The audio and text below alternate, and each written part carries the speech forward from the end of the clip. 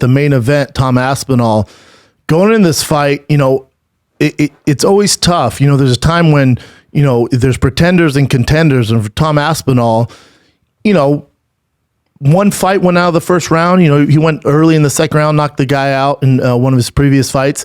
But he hasn't been a world beater. He hasn't been just fighting the tip of the spear guys. So I found it interesting. The UFC goes, "Oh, you're starching everybody?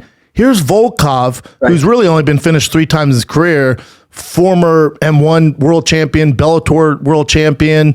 He went to a decision against Cyril Gane. The guy's a tough customer, man. You want to knock everybody out? Here's Volkov in O2 Arena, dude. And also, Tom Aspinall is a COVID baby, so he's been fighting in front of 15 people. So we talk about UFC jitters, and he's never experienced that. So my only caveat going into the fight was huge Tom fan.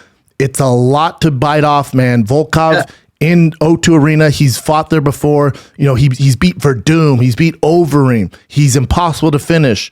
Here's Tom Aspinall. Here's your moment, dude. And there was so much on the table for Tom. And my God, did this dude just completely dominate and get an A+ on his report card for his introduction into the top 5 into the UFC heavyweight division. Yeah, man. No, again, you set it up well. I mean, he literally changed his life that night. Even if he loses his next fight, he has put himself just on a totally different level with that performance. Now, Aspinall was the underdog when it opened. And just because he's the younger, fresher, faster, more prime fighter, I was surprised by that. He did close as the favorite. Yep. I just feel like there aren't a lot of points of comparison for Tom Aspinall in the heavyweight division right now. And as a former heavyweight yourself with submission skills, perhaps you're the guy who can speak to this better than anyone.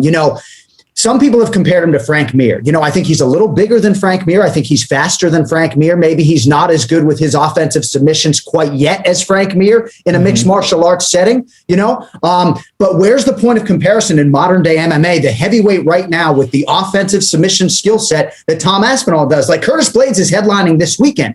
He'll maul the shit out of Alexander Volkov for 25 minutes, Correct. But he can't necessarily find a submission to save his life. And I love Curtis, but when I factored that into the handicap, I just thought Tom Aspinall had a lot of ways to win. But how was he going to deal with the pressure, the stress of the moment? I think for him, in my last fighter meeting with him, it was more like a curiosity about how he would handle the pressure than it was an anxiety. But he was so excited to compete in front of fans, and I thought he handled everything beautifully. But now I think that Tom Aspinall can be a UFC champion. You really know the way that he passed this test. I think he can and probably will be a champion in the next 3 years.